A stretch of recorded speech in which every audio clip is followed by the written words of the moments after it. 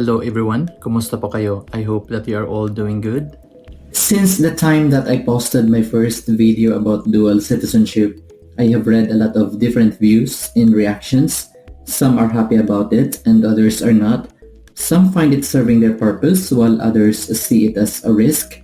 Each of them has a reason and everyone is entitled to such opinion, whether it is based on actual knowledge, on experience, on speculation, or from hearsays. Well, just like any other content creators, I have received unpleasant blunt remarks too, from my using of English in my videos instead of Tagalog, to my alleged lack of authority to discuss foreign laws. I want to address these two specific criticisms. Others have gone way beyond being objective in their criticism and went on with their personal or character assault. Those kinds of comments do not deserve a space in my content. I use English because it is the language commonly used in many countries. So I figured out that it is better if what I say is understood by more people. Under the Philippine Constitution, it is one of the two official languages. The other one is Filipino. So my use of English is very well in accordance with the Constitution. As you might have noticed, a lot of my contents are also meant to spread useful and relevant information to non-Filipinos. I have discussed about Philippine immigration laws and rules, as well as the rights and privileges of foreign nationals in the Philippines.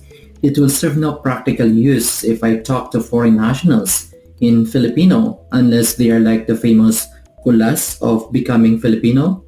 Who doesn't know him, right? But don't worry, I will continue to use Filipino in my real estate series. About foreign laws, I would like to underscore that there is no law that prohibits a person to talk about foreign laws. If there's any, that is contrary to the freedom of discourse and that will be crushed down by the Constitution. It is unconstitutional. I have no doubt about that. But out of professional courtesy and honesty, I always made it a point in my videos that for specific information about foreign laws, especially on matters of taxation, you refer to the professionals in your country of residence. I never misrepresented that I am the go-to person on matters that are within the competence of other professionals, especially those that pertain to foreign countries. For the record, I am not against dual citizenship. On the contrary, I am in favor of dual citizenship, but I sincerely urge people to examine their circumstances carefully before they decide to apply for dual citizenship. That is why I have videos wherein I discuss the advantages and benefits of dual citizenship, and I also have videos wherein I discussed about its disadvantages. My intention is to present the two sides of the coin. It is in having an adequate knowledge of the pros and cons wherein we can make a more intelligent decision. So basically, what are the advantages of having a dual citizenship? I mentioned about the ability of using two passports or even more passports in the case of multiple citizenships.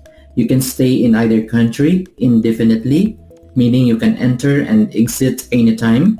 In the case of the Philippines, you can acquire and own land without the restrictions that apply to foreign nationals and former Filipinos.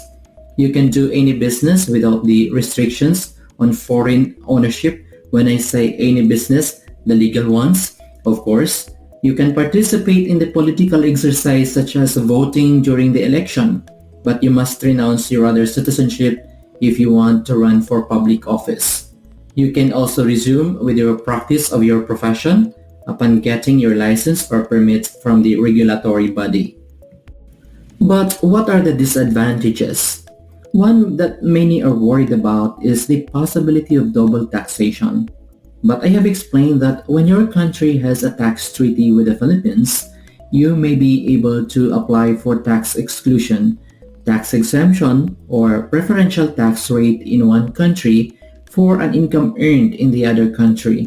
I discussed that in this video. Another one is the possibility of losing your social security benefits. But I have mentioned already about the Social Security Agreement or SSA that the Philippines has with several countries, which allows you to enjoy your social security benefits regardless of where you want to retire. The Philippines has no SSA with the United States yet, But we have come to know that you can still avail of your Social Security benefits even outside the US, subject to certain requirements. Others expressed concerns about being incarcerated or jailed in the Philippines, or about being kidnapped or abducted in the Philippines, and the inability of the foreign government to rescue them. To be candid about it, I haven't seen a document that makes it a matter of policy for any government to refuse help to its citizens who are in trouble in the other country just in view of his or her dual citizenship. And countries do have mutual agreements on protocols and proper treatment of prisoners.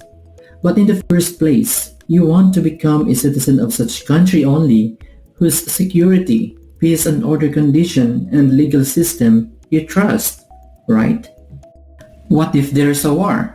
With the kind of foreign policy that the Philippines has adopted and how it has been advancing its diplomatic relations with other countries, for me, such war is a remote possibility.